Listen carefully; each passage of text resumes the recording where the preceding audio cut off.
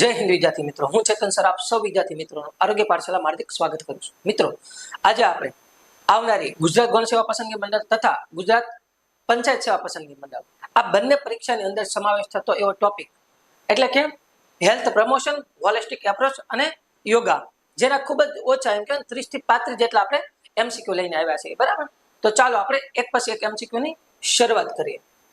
જેમાં પહેલો પ્રશ્ન છે કે WHO ના જણાવ્યા અનુસાર લોકોની આરોગ્યની સુખાકારી વધારવા અને સુધારણાની કાર્ય પદ્ધતિને નીચેનામાંથી શું કહેવામાં આવે છે? બરાબર, જે આ WHO છે એટલે કે વર્લ્ડ હેલ્થ ઓર્ગેનાઇઝેશન એ સંસ્થા દ્વારા હેલ્થ પ્રમોશનની વ્યાખ્યા આપવામાં આવી છે. એટલે કે આને કહેવામાં આવશે હેલ્થ પ્રમોશન. એટલે કે WHO ના જણાવ્યા અનુસાર લોકોની આરોગ્યની સુખાકારી વધારવા અને સુધારણાની કાર્ય પદ્ધતિને હેલ્થ પ્રમોશન કહેવામાં આવશે. ત્યારબાદનો પ્રશ્ન છે કે મેલેરિયા અટકાવવા માટે મચ્છર અટકાયતી પગલાંનું નિરીક્ષણ કરવું એ નીચેનામાંથી શેનું ઉદાહરણ છે? બરાબર, જે આ મેલેરિયા છે એના મચ્છર નિયંત્રણ અટકાવવા માટે કયા કયા પગલાં લેવા અને એનું નિયંત્રણ કઈ રીતે રાખવું એ શેનું ઉદાહરણ છે? તો એમાં આવશે હેલ્થ એજ્યુકેશન.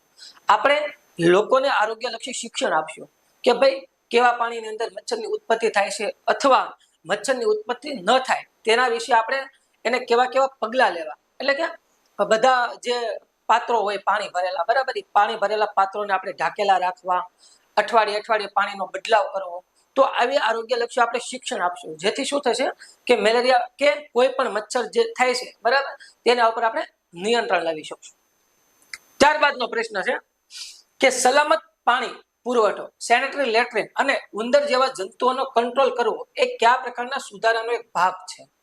તો આની અંદર આવશે કે એન્વાયરમેન્ટલ મોડિફિકેશન, એટલે કે જે પર્યાવરણની સ્વચ્છતા હશે તો આ પર્યાવરણની સ્વચ્છતા દ્વારા આપણે સલામત પાણી પુરવઠો મળશે.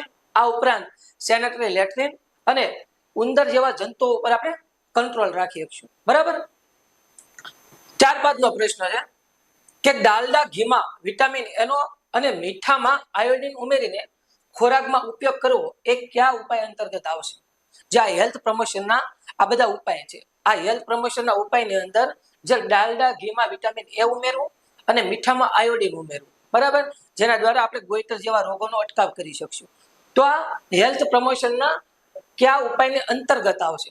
તો આની અંદર આવશે એક ન્યુટ્રિશનલ ઇન્ટરવેન્શન, એટલે કે જે પોષણી જે કમી છે એ આની અંદર આપણે ઉમેરવાની આવશે. બરાબર. ત્યારબાદનો પ્રશ્ન છે કે ડાયાબિટીસ અને હાઇપરટેન્શન જેવા બિનચેપી રોગો મુખ્યત્વે માનવીના કયા પરિબળ સાથે જોડાયેલા છે? જે ડાયાબિટીસ અને બ્લડ પ્રેશર જેવા રોગો એ માનવીની એમ કહેવાય ને કે લાઈફસ્ટાઈલ અને બિહેવિયર, એટલે કે એનું જીવન જીવવાની રીત અને એના વર્તણૂક ઉપર જે છે એ જોડાયેલા છે. આપણી લાઈફસ્ટાઈલ એવી હશે કે આપણું બેઠાડું જીવન હશે, ફાસ્ટ ફૂડ ખોરાકનો આપણે આરોપ કરશું, બરાબર, એટલે કે ફાસ્ટ ફૂડ ખોરાક ખાઈશું. આ ઉપરાંત એમ કહેવાય ને કે મીઠાનો ખોરાકમાં વધારે પ્રમાણમાં ઉપયોગ કરીશું. તો એવા બધાના કારણે શું થશે? આપણે ડાયાબિટીસ અને બીપી થશે. મીઠાનો વધારે પડતો ઉપયોગ કરશું તો આપણે બીપી જેવી કન્ડિશન ઊભી થશે અને બેઠાડું જીવન હશે, બરાબર. ત્યારબાદ ફાસ્ટ ફૂડ ખોરાકનો આપણે આરોપ કરશું તો આવા બધાના હિસાબે શું થશે? તો કે ડાયાબિટીસ જેવા રોગ થશે. ત્યારબાદનો પ્રશ્ન છે કે નીચેનામાંથી કઈ બાબતનો સમાવેશ સ્પેસિફિક પ્રોટેક્શનમાં થતો નથી? બરાબર, સ્પેસિફિક પ્રોટેક્શનમાં થાય છે એમ નથી પૂછ્યું, થતો નથી એવું પૂછ્યું છે. તો આની અંદર આવશે સેનેટરી લેટ્રિન બનાવવું, જે આપણે કેમાં આવશે? એન્વાયરમેન્ટમાં આવશે.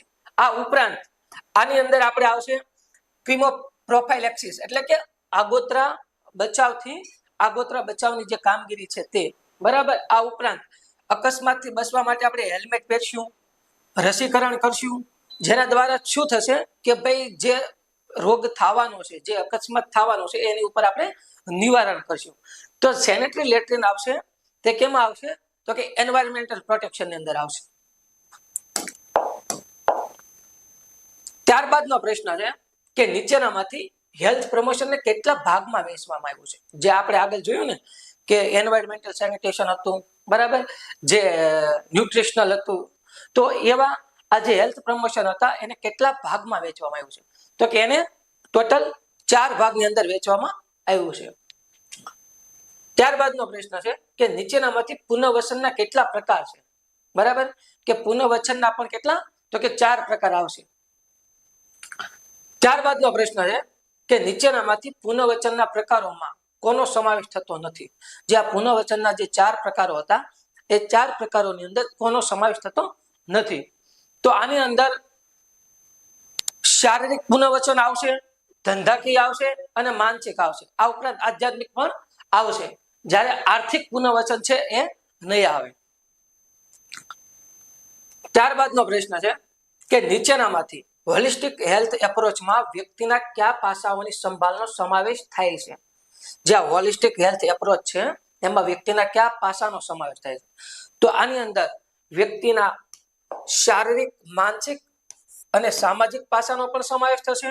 આ ઉપરાંત ભાવનાત્મક છે, વાતાવરણ અને આધ્યાત્મિક પાસાનો પણ સમાવેશ થશે. એટલે કે જવાબ આવશે એ અને બી બંને. ત્યારબાદનો પ્રશ્ન છે કે નીચેનામાંથી હોલિસ્ટિક હેલ્થમાં ધ્યેયને સિદ્ધ કરવા માટે કઈ ચિકિત્સા પદ્ધતિઓને એક સૂત્રતામાં બાંધવામાં જણાવેલ છે. બરાબર, તો એની અંદર આવશે એલોપેથી છે, આયુર્વેદ છે, હોમિયોપેથી, યુનાની, સિદ્ધા, ફિઝિયોથેરાપી, નેચરોપેથી અને યોગ. માત્ર એલોપેથી નહીં અને માત્ર ઘરગથ્થુ ઉપાય પણ નહીં. બરાબર. ત્યારબાદનો પ્રશ્ન છે કે ભારત સરકારે પ્રથમ વખત માનસિક આરોગ્ય સંબંધી નીતિ નીચેનામાંથી કયા વર્ષમાં જાહેર કરી હતી. જે ભારત સરકારની અંદર જે આ માનસિક આરોગ્યની નીતિ છે, બરાબર, આ માનસિક આરોગ્યની નીતિ એ કયા વર્ષમાં જાહેર કરવામાં આવી હતી તો કે એ આવી હતી 2014 ની અંદર. ત્યારબાદનો પ્રશ્ન છે કે નીચેનામાંથી યોગના કેટલા પગથિયા છે. બરાબર, જે યોગ છે એના કેટલા પગથિયા છે. તો કે આપ સૌ વિદ્યાર્થી મિત્રોને ખબર હશે કે આપણે યોગ એમ કહેવાય ને કે 4થા 5મા ધોરણથી આપણે યોગ વિશે ભણતા આવ્યા છે. તો કે યોગના આપણે 8 પગથિયા છે. બરાબર, યોગના 8 પગથિયા છે. ત્યારબાદનો પ્રશ્ન છે કે નીચેનામાંથી યોગના 8 પગથિયામાં કોનો સમાવેશ થતો નથી. જ્યાં યોગના 8 પગથિયા છે, બરાબર, એની અંદર કોનો સમાવેશ થતો નથી તો એની અંદર આવશે પ્રલોભનનો સમાવેશ થતો નથી. પ્રત્યાહાર છે, આસન છે, ધારણા છે, બરાબર, આ બધાનો સમાવેશ થશે પણ પ્રલોભનનો સમાવેશ થતો નથી. ત્યારબાદનો પ્રશ્ન છે કે નીચેનામાંથી કયા દિવસે વિશ્વ યોગ દિવસની ઉજવણી કરવામાં આવે છે. બરાબર, વિશ્વ યોગ દિવસની જો કોઈ ઉજવણી કરવાની શરૂઆત કરી હોય ને તો ભારત દ્વારા કરવામાં આવી છે. તો આ વિશ્વ યોગ દિવસ કયા દિવસે શરૂ કરવામાં આવ્યો એટલે કે કયા દિવસે ઉજવવામાં આવે છે તો કે 21 જૂનના રોજ વિશ્વ યોગ દિવસની ઉજવણી કરવામાં આવે છે. ત્યારબાદનો પ્રશ્ન છે કે નીચેનામાંથી ગુજરાતમાં યોગ યુનિવર્સિટીની સ્થાપના ક્યારે કરવામાં આવી હતી. તો કે આ યોગ યુનિવર્સિટીની સ્થાપના કરવામાં આવી હતી 2013 ની અંદર. આ ગાંધીનગર ખાતે આ યોગ યુનિવર્સિટીની સ્થાપના કરવામાં આવેલી છે. ત્યારબાદનો પ્રશ્ન છે કે સામાન્ય રીતે યોગાસનો કઈ ઉંમરથી ઉપરની વ્યક્તિઓએ કરવા હિતાવહ છે. બરાબર, એટલે કઈ ઉંમરની વ્યક્તિઓને યોગાસનો કરવા જોઈએ. તો કે ભાઈ 5 વર્ષથી ઉપર તો કે ના 5 વર્ષથી ઉપર નહીં તો કે 10 થી 12 વર્ષની જે ઉપરના હોય એને આ યોગાસનો કરવા જોઈએ. જો કે 15 વર્ષથી ઉપર નહીં આવે પણ વૃદ્ધોએ કરવા નહીં. એટલે કે જવાબ આવશે આપણો 10 થી 12 વર્ષની ઉપરની ઉંમરના વ્યક્તિ હોય એને યોગાસનો કરવા જોઈએ. ત્યારબાદનો પ્રશ્ન છે કે નીચેનામાંથી સર્વાંગાસન અને શીર્ષાસન જેવા આસનો કઈ ઉંમર પછી જ કરવા જોઈએ. જે અલગ અલગ આસનો આવે છે, બરાબર, સર્વાંગાસન છે, શીર્ષાસન છે, ઘણા બધા પ્રકારના આસન હોય છે. તો એ આસનોની અંદર જે આ સર્વાંગાસન અને શીર્ષાસન જેવા જે આસનો છે એ કઈ ઉંમર પછી જ કરવા જોઈએ. તો કે આ આપણે 16 થી 17 વર્ષની ઉપરની ઉંમર હોય એ વ્યક્તિએ તે આસનો કરવા જોઈએ. ત્યારબાદનો પ્રશ્ન છે કે નીચેનામાંથી યોગાસન કરવા માટે કયો સમય સૌથી વધારે અનુકૂળ અને ફાયદાકારક ગણાય છે. આપણે બધાને ખબર છે ભાઈ યોગ ક્યારે કરવા જોઈએ તો કે વહેલી સવારે. બરાબર, એટલે કે પ્રાતકાળે અથવા કે સવારે કરવા જોઈએ. ત્યારબાદનો પ્રશ્ન છે કે નીચેનામાંથી યોગાસનો અને પ્રાણાયામથી કયા કયા રોગો દૂર કરી શકાય છે. બરાબર, આપણે યોગ દ્વારા ઘણા બધા રોગ દૂર કરી શકાય છે. તો આ યોગ દ્વારા જે રોગ દૂર કરવામાં આવે છે એની અંદર આપણે કબજિયાત પણ દૂર થઈ શકે છે, આ ઉપરાંત ગેસ પણ દૂર થઈ શકે છે અને ડાયાબિટીસને પણ ઘણા એવા આસનો અને યોગ દ્વારા એની ઉપર કંટ્રોલ રાખી શકાય છે. તો કે આની અંદર આવશે આપણે જવાબ ઉપરના તમામ, એટલે કે આપેલ તમામ. ત્યારબાદનો પ્રશ્ન છે કે નીચેનામાંથી સગર્ભા સ્ત્રીઓએ સગર્ભા અવસ્થાના શરૂઆતના કેટલા મહિના સુધી કોઈ પણ કસરત કરવી જોઈએ નહીં? બરાબર, જ્યારે બેનો સગર્ભા અવસ્થાની શરૂઆત થાય ત્યારથી લઈ કેટલા મહિના સુધી કોઈ પણ પ્રકારની કસરત કરવી જોઈએ નહીં? તો કે 3 મહિના સુધી, જે સગર્ભા અવસ્થાનું પહેલું ટ્રાઇમેસ્ટર છે ત્યાં સુધી બહેનોએ કોઈ પણ પ્રકારની કસરત કરવી જોઈએ નહીં. ત્યારબાદનો પ્રશ્ન છે કે બ્લડ પ્રેશર અને હૃદય રોગમાં નીચેનામાંથી કયું આસન ઉપયોગી નીવડે છે? બરાબર, જેને બ્લડ પ્રેશર હોય એટલે કે બીપી ની તકલીફ હોય અને હૃદય રોગ જેવા રોગથી કોઈ વ્યક્તિ પીડાતી હોય તો તેને કેવા પ્રકારના આસન કરવા જોઈએ? તો કે તેને શવાસન અને પદ્માસન કરવું જોઈએ. ત્યારબાદનો પ્રશ્ન છે કે યોગ પરિચયના સંદર્ભમાં તણાવ ઘટાડવા માટે કઈ પદ્ધતિની ભલામણ કરવામાં આવેલ છે? તો આની અંદર યોગ આરામ અને તણાવને નિયંત્રણને જે પ્રોત્સાહન આપે છે. બરાબર, યોગ માત્ર જૂથ પ્રવૃત્તિઓ પર ભાર મૂકે છે એવું નથી. બરાબર, યોગ જૂથ પ્રવૃત્તિઓ પર ભાર મૂકતો નથી. આ ઉપરાંત યોગ સ્પર્ધાત્મક દોડ અને રમત ગમત પર પણ ધ્યાન કેન્દ્રિત કરે છે એવું પણ નથી, પરંતુ યોગ આરામ અને તણાવના નિયંત્રણને પ્રોત્સાહન આપે છે. ત્યારબાદનો પ્રશ્ન છે કે કમરના મણકાની તકલીફને લીધે થતા દુખાવામાં નીચેનામાંથી કયું આસન ઉપયોગી નીવડે છે? બરાબર, તો આની અંદર આવશે ભુજંગાસન. જે ભુજંગાસન છે એ કમરના મણકાની તકલીફને લીધે થતા દુખાવામાં ઉપયોગી નીવડશે. ત્યારબાદનો પ્રશ્ન છે કે ઉંમરના લીધે થતા કમરના દુખાવામાં નીચેનામાંથી કઈ ક્રિયાઓ ફાયદાકારક સાબિત થઈ શકે છે? તો આની અંદર આવશે યોગિક ક્રિયા અને પતંગિયાની પૂરક ક્રિયા. ત્યારબાદનો પ્રશ્ન છે કે શ્વાસોશ્વાસની ક્રિયા પર અને શ્વાસને અંદર કે બહાર રોકવાની ક્રિયા પર નિયંત્રણ મેળવવાની પ્રક્રિયાને શું કહેવામાં આવે છે? તો આને પ્રાણાયામ કહેવામાં આવે છે. એટલે કે પ્રાણાયામની અંદર શું થાય કે આપણે શ્વાસ લઈએ છીએ અને શ્વાસ મૂકીએ છીએ, એટલે કે શ્વાસ લેવાની અને શ્વાસ મૂકવાની ક્રિયાને આપણે શું કહીશું? પ્રાણાયામ. ત્યારબાદનો પ્રશ્ન છે કે મોટાપો ઘટાડવા માટે નીચેનામાંથી કયા આસનો ઉપયોગી સાબિત થાય છે? તો મોટાપા માટે આવશે નૌકાસન, હલાસન અને પશ્ચિમોત્તાસન.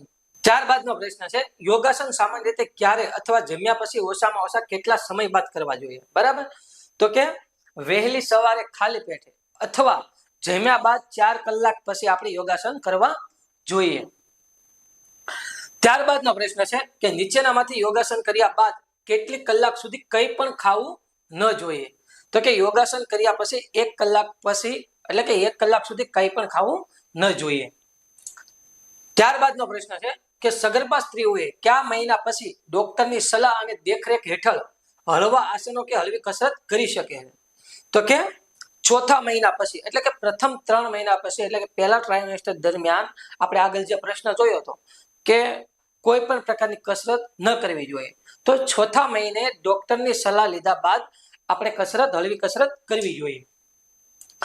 ત્યારબાદનો પ્રશ્ન છે કે અંગ્રેજી ભાષામાં આધ્યાત્મિક આરોગ્ય માટે નીચેનામાંથી કયા શબ્દનો ઉલ્લેખ કરવામાં આવે છે? તો એની અંદર આવશે સ્પિરિચ્યુઅલ. બરાબર, સ્પિરિચ્યુઅલ એટલે થશે આધ્યાત્મિક. ત્યારબાદનો પ્રશ્ન છે કે આરોગ્યના 4 ધામ બાબતે યોગ્ય જોડકું જોડો. જે આરોગ્યના 4 ધામ છે, બરાબર, એમાં પહેલું ધામ, બીજું ધામ, ત્રીજું ધામ અને ચોથું ધામ. તો આ 4 ધામની અંદર આવશે પહેલા ધામની અંદર શારીરિક આરોગ્ય, બરાબર, બીજાની અંદર આવશે માનસિક આરોગ્ય, ત્રીજામાં આવશે સામાજિક આરોગ્ય અને ચોથામાં આવશે આધ્યાત્મિક આરોગ્ય. આપણે જવાબ જોઈએ તો કે પહેલામાં ડી, એટલે કે પહેલું ધામ, એની અંદર આવશે શારીરિક આરોગ્ય. પછી આવશે બીજું ધામ, બીજા ધામની અંદર આપણે સી આપેલો છે, એટલે કે માનસિક આરોગ્ય. ત્યારબાદ છે ત્રીજામાં, એટલે કે ત્રીજું ધામ, જેની અંદર આવશે સામાજિક આરોગ્ય. અને ત્યારબાદનું છે ચોથું ધામ, એની અંદર આવશે આધ્યાત્મિક આરોગ્ય. એટલે કે આ જે 4 ધામ છે, શારીરિક, બરાબર, માનસિક, સામાજિક અને આધ્યાત્મિક. તો આ હતા મિત્રો એમ કહેવાય ને કે હેલ્થ પ્રમોશન, હોલિસ્ટિક એપ્રોચ અને યોગાના 32 જેવા MCQ જે આવનારી પરીક્ષામાં આપ સૌ વિદ્યાર્થી મિત્રોને ખૂબ ઉપયોગી થશે. જો મિત્રો વિડીયો ગમ્યો હોય તો વિડીયોને લાઈક કરજો અને તમારી જેવા જે બીજા મિત્રો જે છે જે MPW FAW ની તૈયારી કરે છે તો એમને આ વિડીયો શેર કરજો.